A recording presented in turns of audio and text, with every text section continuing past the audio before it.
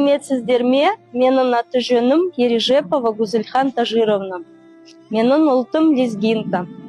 Маған қазақ тілінде сөйлеген ұнайды, себебі қазақ тілі өте әдемі және бай тіл.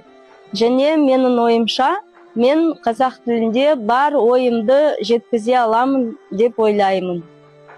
Мен сіздерге Сұлтанмахмұт Торайғыровтың өлеңін айтып берейін. Қазақ тілі.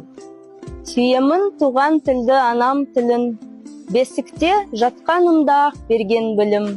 Шыр етіп жерге түскен минутымнен, құлағыма сіңірген таныс үнін. Сол тілмен шешем мені әлдилеткен, еркелеткен, құлыным, жаным деген. Сол тілменен бірінші білгізілген, ана деген сүйгендік сөз әмменен. Мен баршаңызды мемлекеттік тілдің мәртебесін көтеруге шақырамын.